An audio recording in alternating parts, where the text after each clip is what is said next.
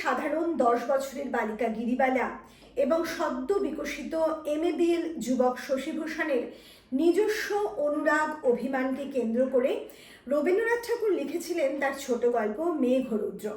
কিন্তু শুধুমাত্র সেই খুনসুটির মধ্যে বা সাধারণ মানুষের গল্প কথায় এই ছোট গল্প কিন্তু শেষ হয়নি। এই গল্পের মধ্যে রবীন্দ্রনাথ ঠাকুর ফুটিয়ে তুলেছিলেন তৎকালীন এক সামাজিক এবং রাজনৈতিক চিত্রকে, এবং সেই চিত্র আমরা যখন লক্ষ্য করি বা বুঝতে পারি তখন অনুভব করতে পারি যে সেই পরাধীন ভারতবর্ষের কি নিদারুণ চিত্র সেদিন তুলে ধরেছিলেন রবীন্দ্রনাথ ঠাকুর তার এই গল্পের মধ্যে দিয়ে। হ্যালো স্টুডেন্টস, চলে এসেছি তোমাদের সামনে আমার আজকের নতুন ভিডিও নিয়ে। আমার আজকের এই ভিডিওতে আমি রবীন্দ্রনাথ ঠাকুরের বিখ্যাত ছোট গল্প মেঘ ও রৌদ্র নিয়ে তোমাদের সামনে আলোচনা করতে এসেছি। গল্পের একেবারে শুরুতেই আমরা দেখতে পাচ্ছি যে মেঘ এবং রৌদ্র দুটো সম্পূর্ণ বিপরীতধর্মী শব্দ দিয়ে রবি ঠাকুর গল্পের অবতারণা করেছেন। আসলে মেঘ এবং রৌদ্র সম্পূর্ণ ভিন্নধর্মী যে শব্দ, শুধুমাত্র যে প্রকৃতির পটভূমিতে তা কিন্তু নয়। আমরা যখনই গল্পটা সম্পূর্ণ জানবো তখনই বুঝতে পারবো প্রকৃতির পটভূমিতে গল্পের সূচনা রেখে গল্পটাকে রবীন্দ্রনাথ ঠাকুর কি ভীষণ অসাধারণ প্রতিভায় একেবারে অন্য রাজনৈতিক সামাজিক মোড় দিয়েছেন।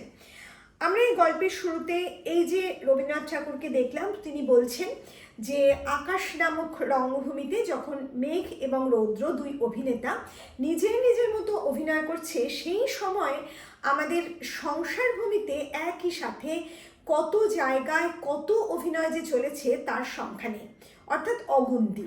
আসলে এই বক্তব্যটাও কিন্তু একটা দার্শনিক সত্যকে তুলে ধরেছেন রবীন্দ্রনাথ বক্তব্যের মধ্যে দিয়ে। আমরা প্রত্যেকে যেমন জন্ম লাভ করেছি, তেমন আমাদের নির্দিষ্ট সময়ে প্রত্যেকের মৃত্যু নিশ্চিত, এটাই এই কথার মধ্যে দিয়ে কবি বলতে চেয়েছেন। আমাদের এই বিরাট রঙ্গমঞ্চে, পৃথিবী নামক বিরাট রঙ্গমঞ্চে আমরা প্রত্যেকে এক একজন ক্ষুদ্র ক্ষুদ্র অভিনেতা। আমাদের নিজের অভিনয় দিয়ে যেন আমাদের পাঠিয়ে দেওয়া হয়েছে, এবং সেই অভিনয় শেষ করে আমাদের প্রত্যেককে নির্দিষ্ট সময়ে চলে যেতে হবে। এখানেই গল্পের শুরু। এরপরেই আমরা গিরিবালা এবং শশীভূষণকে দেখেছি। প্রথমেই বলেছি গিরিবালার বয়স 10 এবং শশীভূষণ একজন যুবক।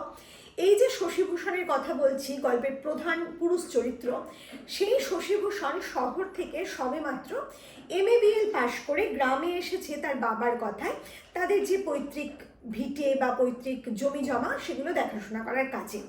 কিন্তু সেই গ্রামে এসে গ্রামের আর 5টা সাধারণ মানুষের মতো বিভিন্ন বিষয়ের মধ্যে সমালোচনা করা, বিভিন্ন বিষয় নিয়ে একে অপরের সাথে আলোচনা করা, গ্রামের মানুষের মধ্যেকার যে দলাদলি, হিংসা, সেই সমস্ত কিছুর মধ্যে কিন্তু কখনোই শশীভূষণ নিজেকে মানিয়ে নিতে পারে না। এমনকি গ্রামের যে চাষবাসের কথাবার্তা, সেই সবও তার কাছে একেবারেই অহেতুক, অকারণ। সে তাকে তার নিজস্ব বইয়ের জগতে পড়াশোনার মধ্যে তার দৃষ্টিশক্তি কম, এবং সেই কারণে সে একটু ভুরু কুচকে সকলের দিকে তাকায়, এবং সেই বিষয়টাও গ্রামের মানুষ সুনজরে দেখে না। তাদের মতে যে সে এইভাবে তাকায় তার অহংকারের জন্য। সে যাই হোক, বিভিন্ন কারণে যখন গ্রামের মানুষের সাথে শশীভূষণ খুব একটা নিজেকে মানিয়ে নিতে পারছে না শহর থেকে এসে, সেই সময় তার মেঘলা মনে এক ফালি রৌদ্র হয়ে দেখা দিয়েছিল সেই গ্রামের 10 বছরের কন্যা গিরিবালা। গিরিবালা প্রায়শই তার জানলার সামনে এসে দাঁড়াতো, তার শশীভূষণকে দেখতো, তার পড়াশোনা করতে। এভাবে কখন যে তার সেই দূরে শাড়ি পরা ওই বাচ্চা মেয়েটির সাথে একেবারে বন্ধুত্ব গড়ে উঠলো শশীভূষণের, সে নির্দিষ্ট কথা রবীন্দ্রনাথ ঠাকুর এখানে বলেননি, শুধু বলেছেন তাদের মধ্যে প্রগাঢ় বন্ধুত্ব গড়ে উঠেছিল। এরপর থেকে শশীভূষণ তার যে বইয়ের জগৎ, সেই বইয়ের জগৎ থেকে বিভিন্ন রকমের গল্প, উপাখ্যান, কবিতা সমস্ত কিছু যেন সেই গিরিবালাকে নিত্য পড়ে শোনাতো, এবং গিরিবালাই ছিল তার একমাত্র সমজদার বলতে ওই শশীভূষণকে বোঝার মতো ওই গ্রামে আর কেউ ছিল না। ওই ছোট্ট মেয়েটি যেন সম্পূর্ণভাবে শশীভূষণকে, অর্থাৎ তার শশী দাদাকে মানে মনের থেকে বুঝতে পারত, সে কি চায় না চায়, এবং এই শশীভূষণের সাথেও যেন গিরিবালার যে সম্পর্ক সেটা অত্যন্ত মধুর সম্পর্ক গড়ে উঠেছিল। এভাবেই চলছিল। গিরিবালার আবার পড়াশোনার প্রতি খুব আকর্ষণ ছিল। তার দাদারা লেখাপড়া করে, স্কুলে যায়, কিন্তু গিরিবালার সে সুযোগ ঘটে না, কারণ তৎকালীন সময় মেয়েরা স্কুলে যেত না, সেটা তোমরা সবাই জানো। কিন্তু সেই গিরিবালার ওই দাদাদের বইপত্র দেখে খুব পড়তে ইচ্ছে করতো, কিন্তু ইচ্ছে করলেই তো সেই ইচ্ছার রূপ পায় না, কারণ তৎকালীন সময়ে যা পরিবেশ, এই পরিবেশে সেটা কখনোই সম্ভব নয়। এর ফলে তার পড়াশোনা হয়ে ওঠেনি। কিন্তু শশীভূষণ তাকে এবার স্লেটে একেবারে লেখা প্র্যাকটিস করাতে শুরু করলো, অভ্যাস করাতে শুরু করলো, কথামালা, ধারাপাত ইত্যাদি বেশ কিছু ছোট ছোট বই পড়িয়ে নিল। এভাবে শশীভূষণের কাছে গিরিবালা কিন্তু বেশ কিছু পড়াশোনা আয়ত্ত করে ফেলল। অন্যদিকে কি হয়েছে, গিরিবালার বাবা হরকুমার ওই গ্রামেরই এক সময়কার পত্তনিদার ছিলেন, কিন্তু বর্তমান সময়ে তিনি ওই গ্রামের পত্তনিদার না হলেও তিনি ওই গ্রাম যে জমিদারের অন্তর্ভুক্ত সেই জমিদারের অধীনস্থ নায়েবের পদে আসীন ছিলেন। তা শশীভূষণ গ্রামে আসার পর যেহেতু সে MA-BL একজন, তার কাছে তিনি প্রায়শই যেতেন বিভিন্ন মোকদ্দমার বিষয়ে পরামর্শ লাভের জন্য। তা একজন নায়েব তো স্বাভাবিকভাবেই বিভিন্ন প্রজা যারা ঠিকমতো খাজনা দিচ্ছে না বা তার কথা মতো চলছে না, তাদের বিরুদ্ধে বিভিন্ন মামলা মোকদ্দমার কাজে ব্যস্ত থাকতো হরকুমারের সেই সব কথায় শশীভূষণের কখনোই কোনো রকম আগ্রহ দেখা দেয়নি। তাই সে কারণে সে হরকুমারকে খুব একটা প্রশ্রয় বা আগ্রহ কখনোই দেখায়নি। হরকুমারের এর ফলে অত্যন্ত রাগ হতে শুরু করলো শশীভূষণের ওপর। এমনকি শশীভূষণের কাছ থেকে পরামর্শ নেওয়ার পরও বিভিন্ন মোকদ্দমায় সে হেরে যায়, যার ফলে শশীভূষণের ওপর তার রাগ এতটাই বেড়ে উঠল যে সে গ্রামের যে প্রজারা ছিল তাদেরকে দিয়ে শশীভূষণকে বিভিন্নভাবে উত্ত্যক্ত করার কাজে লেগে পড়ল। এতটাই উত্ত্যক্ত করলো যাতে করে শশীভূষণ সেই গ্রাম ছেড়ে একেবারে তল্পা গুটিয়ে তার নিজ স্থানে বা শহরে ফিরে যায়। তা শশীভূষণও সবেমাত্র এই সব ব্যাপারে অত্যন্ত উৎপীড়িত হয়ে সে ভাবছে সে আর গ্রামে থাকবে না, সে চলে যাবে। এমন সময় সেই গ্রামে ঘটে গেল একটা ঘটনা। সে ঘটনা কি, দেখা গেল যে হঠাৎই জোড়া ম্যাজিস্ট্রেট সাহেবের তাঁবু পড়েছে গ্রামের মধ্যে। আর সেই ম্যাজিস্ট্রেটের প্রচুর বরকন্দাজ, কনস্টেবল, ঘোড়া, কুকুর, মেথর, বিভিন্ন রকম আয়োজনে সেই গ্রাম একেবারে চঞ্চল হয়ে উঠলো, ব্যস্ত হয়ে উঠলো। আর হরকুমার যেহেতু আমি বলেছি জমিদারের অধীনস্থ নায়েব, সেও প্রচণ্ডভাবে ব্যস্ত হয়ে পড়লো ওই ম্যাজিস্ট্রেটদের খুশি করার জন্য তাদের ঘি, মাংস, দুধ ইত্যাদি সরবরাহ করার কাজে। একদিন হয়েছে কি, ওই হরকুমারের কাছে ম্যাজিস্ট্রেটের মেথর গিয়ে উপস্থিত হয়েছে এবং সে ম্যাজিস্ট্রেটের কুকুরের জন্য 4 সের ঘি চেয়ে বসলো হরকুমারের কাছে। হরকুমার তো অত্যন্ত বিরক্ত যে 4 সের ঘি সে কুকুরের জন্য কি করবে। সে তখন মেথরকে বলল যে অত ঘি ওই কুকুরের পেটে সইবে না, কুকুরের স্বাস্থ্যের ব্যাপারে সে বিস্তর জ্ঞান দিয়ে ফেললো মেথরকে এবং মেথরকে তাড়িয়ে দিল, দিল না সেই ঘি।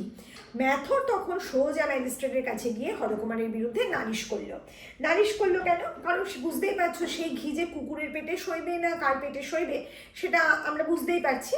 তা সে যখন হরকুমারের বিরুদ্ধে ম্যাজিস্ট্রেটের কাছে গিয়ে নালিশ করলো তখন প্রচুর মিথ্যে কথা বললো। সে বলল যে সে হরকুমারের কাছে গিয়েছিল ওই কুকুরের জন্য মাংস দাবি করতে, কিন্তু হরকুমার তো মাংস দেয়নি, বরং তাকে একেবারে তাড়িয়ে দিয়েছে শুধুমাত্র সে মেথর বলে।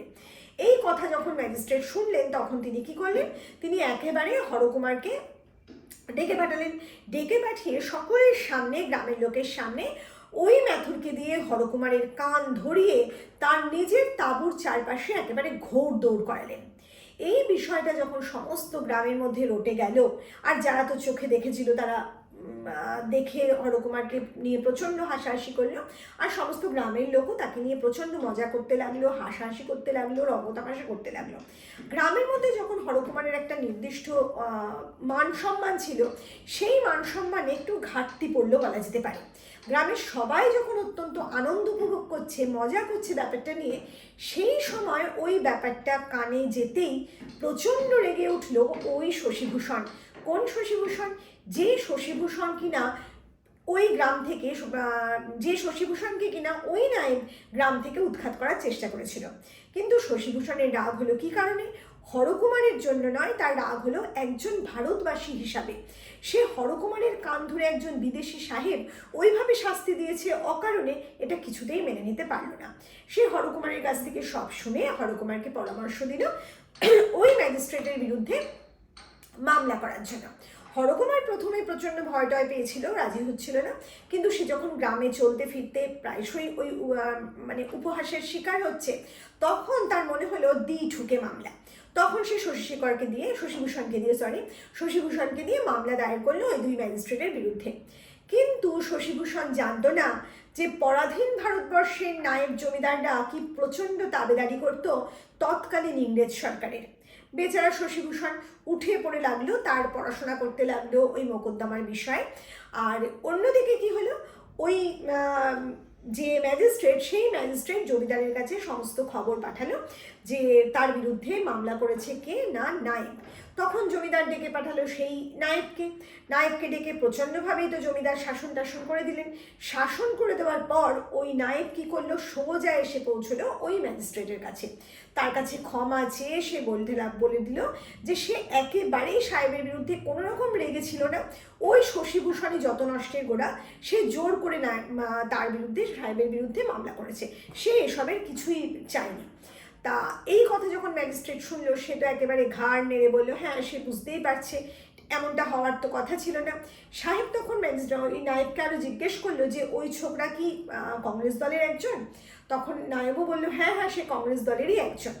তা এরপরে কি হলো, অন্যদিকে দেখা যাচ্ছে যে শশীভূষণ ওই নায়েবের জন্য যখন লড়বে একেবারে মামলা করে দিয়েছে, সেই সময় সে পড়াশোনার কাজে এতটাই ব্যস্ত হয়ে পড়েছিল যে সেই সময় প্রায়শই গিরিবালা তার পাশে এসে দাঁড়ায়, বসে, কিন্তু সে ভ্রুক্ষেপ মাত্র করে না।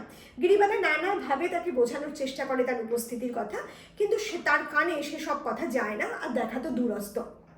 গিরিবালা অত্যন্ত অভিমান করে তার শশীদাদার কাছে আসা বন্ধ করে দিয়েছিল। এরপর যখন মামলার কাজকর্ম একেবারে বন্ধ হয়ে গেছে, সেই সময় একদিন গিরিবালা সকালবেলা তার শশীদাদার কাছে যাওয়ার জন্য বেরিয়ে পড়ছে। আর বাইরে বসেছিল নায়েব, সে দেখতে পেয়ে তাকে জিজ্ঞেস করলো কোথায় যাচ্ছে। সে জানালো সে তার শশীদাদার কাছে যাচ্ছে। কিন্তু একথা শুনে নায়েব অত্যন্ত রেগে গিয়ে শশীভূষণের কাছে যাওয়ার জন্য গিরিবালাকে কোনো রকমভাবে অনুমতি দিল না, এবং তাকে বলে দিল যে ওখানে আর তার যাওয়ার কোনো প্রয়োজন নেই। এদিকে শশীভূষণ যখন সমস্ত কাজকর্ম শেষে মুখ ফিরিয়েছে, তখন তারও মনে পড়েছে গিরিবালার কথা। গিরিবালা তো অনেক দিন আসছে না। সে তখন খোঁজ নেওয়ার চেষ্টা করে প্রথমে যে গিরিবালার কি হয়েছে, কিন্তু কোনো রকমভাবে খবর পায় না। প্রথমে মনে করে গিরিবালা হয়তো অসুখ করেছে, এবার আসবে, কিন্তু দিন গড়িয়ে যায়, গিরিবালা আসে না। একসময় শশীভূষণ খবর পেল যে গিরিবালার জন্য পাত্র দেখা হচ্ছে বাড়ির তরফ থেকে, এবং সেই কারণে গিরিবালা আর বাইরে বের হয় না। তা এই কথা শোনার পর শশীভূষণ আর কি করে, সে একাই কোনো রকমে দিন কাটাচ্ছে বাড়িতে ওই বইপত্র নিয়ে, কিন্তু তার আর কিছুতেই যেন মন বসতে চাইলো না গ্রামে একা। সে তখন কি করলো, শহরে যাওয়ার জন্য তৈরি হলো। সে বইপত্র একেবারে সমস্ত কিছু জোগাড় করে নৌকায় চড়ে বসলো শহরে যাওয়ার উদ্দেশ্যে। আর যেদিন সে নৌকায় চড়লো, সেই দিনই গিরিবালার বিয়ের সানাই বাজলো হরকুমারের বাড়িতে। গিরিবালাকে দেখতে খুব ইচ্ছা করছিল শশীভূষণের, কিন্তু কি করবে, তার তো উপায় নেই ওই বাড়িতে যাওয়ার। সে নৌকা করে যাত্রা করলো শহরের উদ্দেশ্যে। কিন্তু আকস্মিকভাবে ঘটে গেল একটা দুর্ঘটনা বা একটা খারাপ ঘটনা শশীভূষণের সাথে। কি হলো, সে যখন নৌকা করে ওই নদীপথে যাচ্ছে, সেই সময় ওই নদীতেই স্টিমারের একটা নতুন স্টিমার লাইন তৈরি হয়েছিল। সেই স্টিমার লাইনে সব ঠিকঠাক আছে কিনা বন্দোবস্ত দেখার জন্য আরেকজন অল্প বয়স্ক সাহেব ম্যানেজার একটা জাহাজে বেরিয়ে পড়েছে। আর ওই একই পথে একটা মহাজনী নৌকা চলেছিল, মানে ওই নদীবক্ষে চলেছিল। ওই যে মহাজনী নৌকাটা চলেছিল, সে কি করলো, সাহেবের জাহাজের সাথে রীতিমতো পাল্লা দিতে থাকলো। পাল্লা দিতে গিয়ে কি হলো, মহাজনী নৌকার 1 পাল 2 পাল 3 পাল তুলে দিল, আর প্রচণ্ড বেগে হাওয়া দিচ্ছে। একসময় জাহাজ একটা জায়গায় এসে একটু বেঁকে যাওয়ার ব্যাপার ছিল। সেই বেঁকে যাওয়ার জায়গায় জাহাজের সময় লাগবে স্বাভাবিকভাবে, কিন্তু ছোট পালতোলা নৌকা নিমেষেই চলে গেল। ফলে জাহাজকে যখনই ওই পালতোলা নৌকা অতিক্রম করে চলে গেছে, তখন কম বয়সী ম্যানেজারের ব্যাপারটা কখনোই ভালো লাগলো না। সে কী করলো, সঙ্গে সঙ্গে বন্দুক তুললো এবং গুলি করলো ওই নৌকার পালে। ফলে পাল ছিঁড়ে গিয়ে নৌকা একেবারে ডুবে যাওয়ার অবস্থা।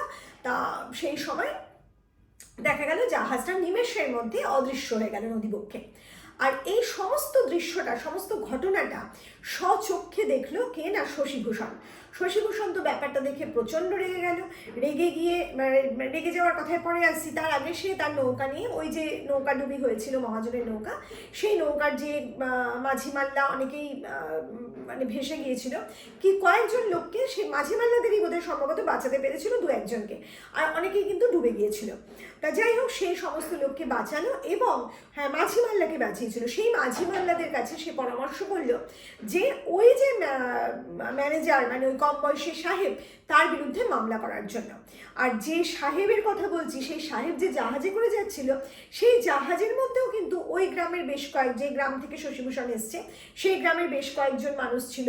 আবার শশীভূষণ যে নৌকায় চড়েছিল সেখানেও বেশ কয়েকজন গ্রামের মানুষ ছিল। এমনকি যে মাঝি মাল্লাদের কথা বলছি, তারাও কিন্তু ওই গ্রামেরই মানুষ ছিল।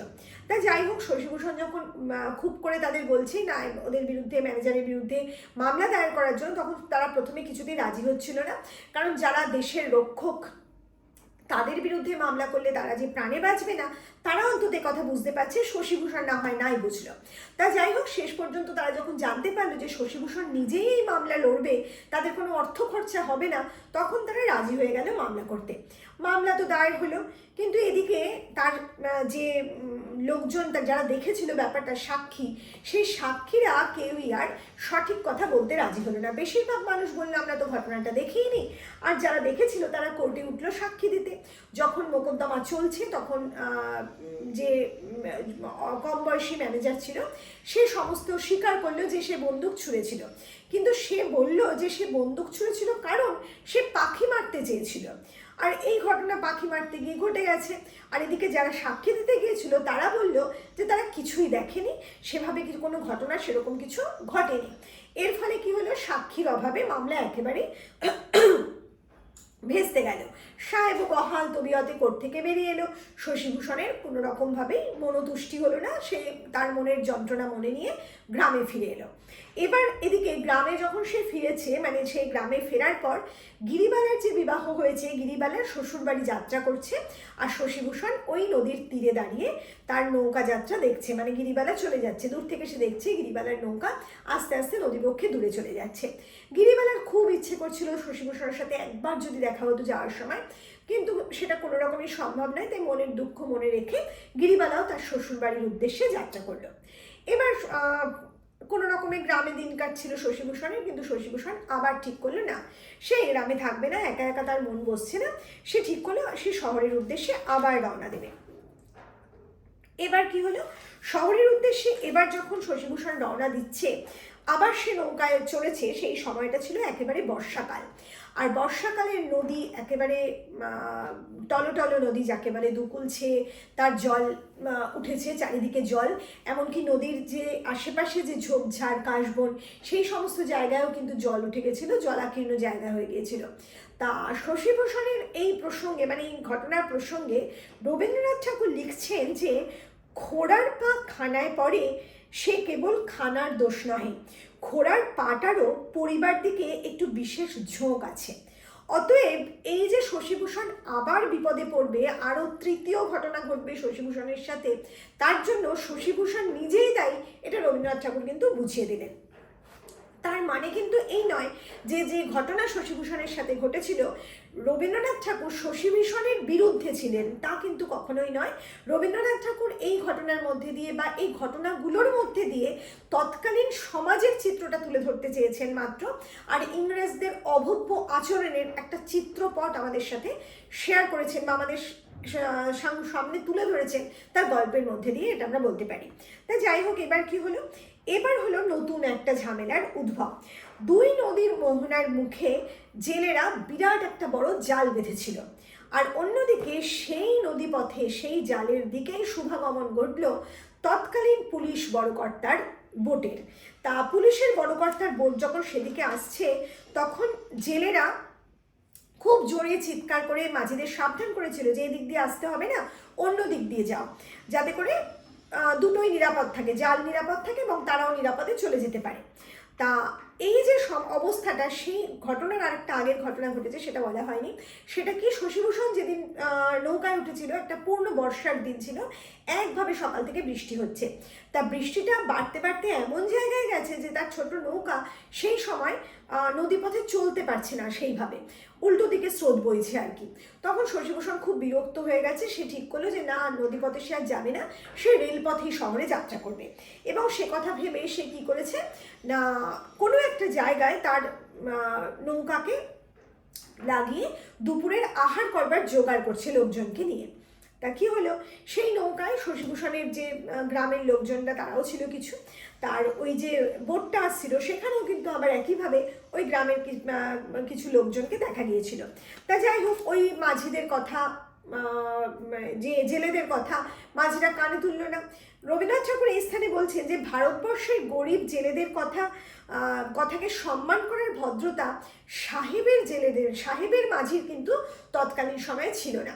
সেই জন্য তারা শুনল না, সাহেবের মাঝি বলে কথা, তারা বোট কখনোই ঘুরিয়ে নেবে না, তারা ওই স্থান দিয়েই তাদের বোটটা নিয়ে যাওয়ার চেষ্টা করলো। এর ফলে কি হলো, হাল বেঁধে গেল ওই জালের মধ্যে, আর কিছুতেই বোট এগোচ্ছে না। তখন সাহেব, যে বড় কর্তা, পুলিশের বড় কর্তা, তিনি আদেশ করলেন এক্ষুনি জালটা কেটে ফেলার জন্য। দল বল গিয়ে জালটা একেবারে কুটি কুটি করে কেটে ফেললো। আর সাহেব আরও আদেশ করলেন যে যারা জেলেরা আছে ওখানে তাদেরকে ধরে নিয়ে আসার জন্য। যে যার দিকে পারলো এদিক ওদিক ছুটে পালালো, কিন্তু 4 জন জেলেকে ধরে নিয়ে আসা হলো সাহেবের ওই বোটের ওপর, এবং তাদের ওপর উৎপীড়ন শুরু হলো রীতিমতো। আর এই সমস্ত ঘটনা যখন শশীভূষণের সামনে ঘটছে, শশীভূষণ কিন্তু ব্যাপারটা একেবারে সহ্য করতে পারলো না। সে একেবারে চশমা এঁটে ওই বোটের সামনে গিয়ে দাঁড়ালো এবং সাহেবের উদ্দেশ্যে চিৎকার করে বলতে লাগলো যে তার কোনো অধিকার নেই জেলেদের জাল কেটে, গরিব জেলেদের জাল কেটে দেওয়ার এবং ওই গরিব জেলেদের উৎপীড়ন করার। তখন সাহেব প্রচণ্ড রেগে গিয়ে শশীভূষণকে একটা হিন্দি ভাষায় কোনো একটা খারাপ কথা বা অসম্মানজনক কথা বলে ফেলল। আর এই অসম্মানজনক কথা শুনে শশীভূষণের রক্ত তো একেবারে হৃৎপিণ্ডের রক্ত টকবক করে ফুলে উঠল। সে কী করলো, বালকের মতো, পাগলের মতো সাহেবের বোটে চড়ে তাকে মারতে লাগলো। এরপর কি হলো সেটা নিশ্চয়ই বলার অপেক্ষা রাখে না। স্বাভাবিকভাবেই শশীভূষণকে ধরে বেঁধে নিয়ে যাওয়া হলো থানায়। তার উপর প্রচণ্ড অত্যাচার চলল। খবর পেয়ে শশীভূষণের বাবা উকিল লাগিয়ে শশীভূষণকে জামিনে খালাস করলো, কিন্তু মোকদ্দমাতে উঠেছে কোর্টে। তখন শশীভূষণ সেই যে জেলেরা ছিল তাদের কাছে গেল এবং অন্যান্য সকলের কাছেই গেল যে সাক্ষী দেওয়ার জন্য। সকলে বললো যে তারা কিচ্ছু দেখেনি, তারা পিছন ফিরে বসেছিল ওই সময় সাহেব কী করেছে না করেছে কারণ নজরেই আসেনি। আর জেলেরা বলল যে না না, এত বড় সাংঘাতিক কাজ সে করতে পারবে না, সাক্ষী দেওয়া তার পক্ষে একেবারেই অসম্ভব। তখন জেলেরা ভয় পেয়ে গেছে, কিন্তু শশীভূষণ বারবার বলছে শশীভূষণকে তারা সম্মান করে, আর তাদের জন্যই শশীভূষণ এক প্রকার জেলে যাচ্ছে বলতে গেলে, তারা রাজি হলো। এদিকে সেই যে পুলিশ বড়কর্তা, সেই পুলিশ বড়কর্তা জমিদার নায়েবকে ডেকে পাঠালো। নায়েবকে ডেকে বললো যে তোমার গ্রামের 4 জন জেলে সাক্ষী দিচ্ছে আমার বিরুদ্ধে। নায়েব সে কথা শুনে বলে এটা হতেই পারে না। এরপরে দেখা গেল যখন নির্দিষ্ট সময় কোর্টে ঘটনাটা উঠলো, কেসটা উঠলো, তখন জেলেরা বলল যে এমন কোনো ঘটনাই ঘটেনি, তাদের জাল কাটাও হয়নি, সাহেব কখনোই তাদের জাল কাটেননি, বরং তাদের ডেকে নিয়ে গিয়েছিলেন তাদের বোটের ওপর এবং তাদের নাম ধাম জিজ্ঞেস করে খাতায় লিখে রাখছিলেন মাত্র। আর ওই বাবুটাই তুই অকারণে সাহেবের সাথে গণ্ডগোল বাঁধালো।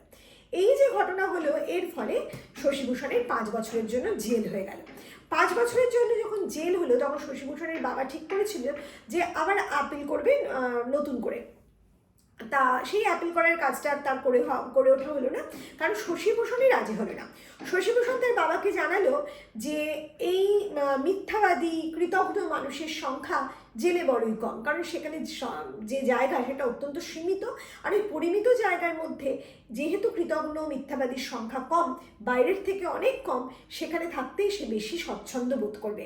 তাই সে বাইরের থেকে জেলকেই আপন করে বেছে নিল। এর ফলে শশীভূষণকে জেল খাটতে একেবারে চলে যেতে হলো।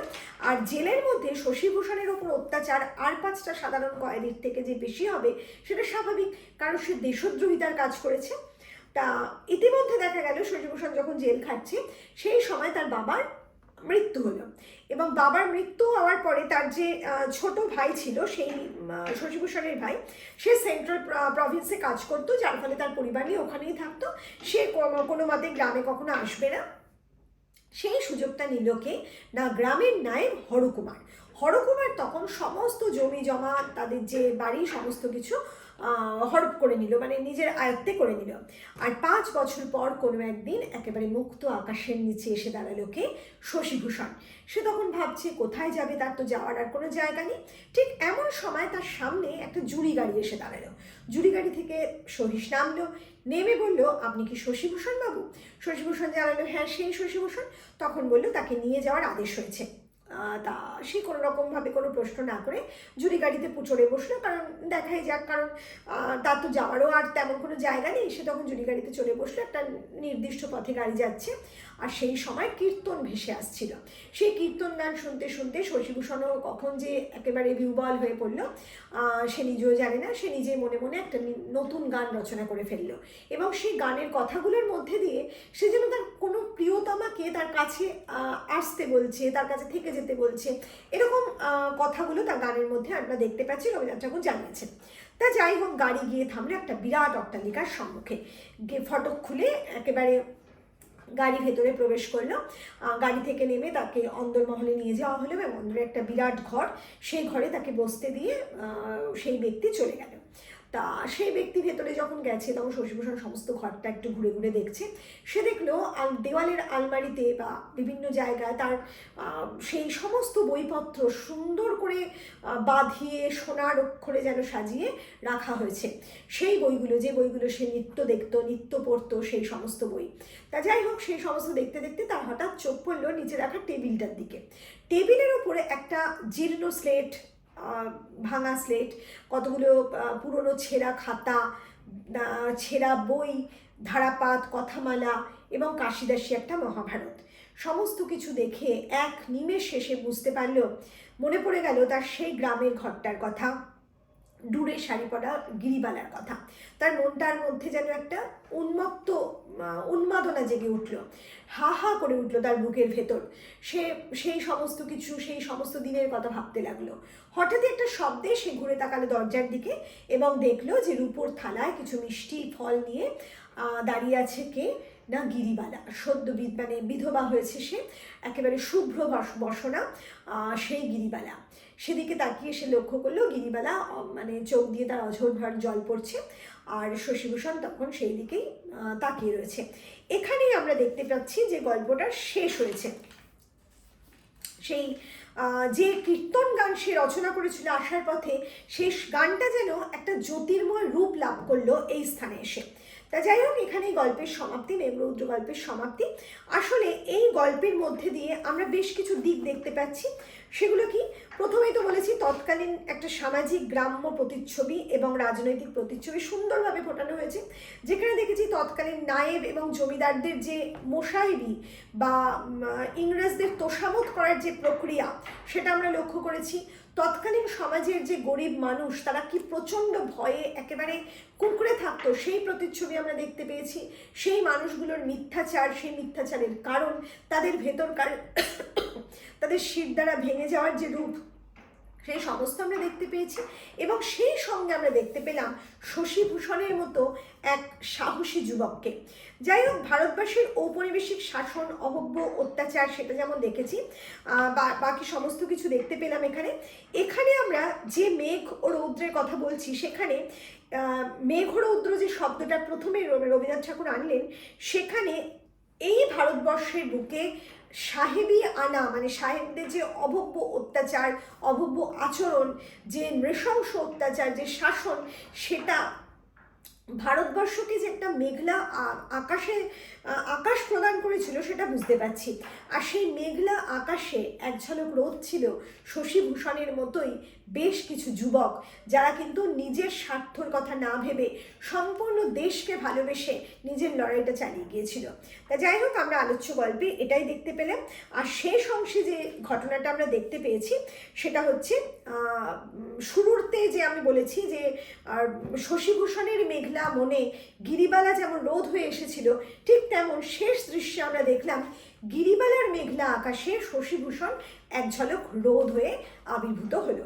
আর এখানেই আমাদের গল্পের শেষ। আশা করি তোমরা গল্পটা বুঝতে পেরেছো। তোমাদের আরও বিভিন্ন রকম অনুরোধ আমার কমেন্ট বক্সে জানাবে। খুব তাড়াতাড়ি আবার তোমাদের সামনে হাজির হব নতুন কোনো বিষয় নিয়ে। খুব ভালো থেকো।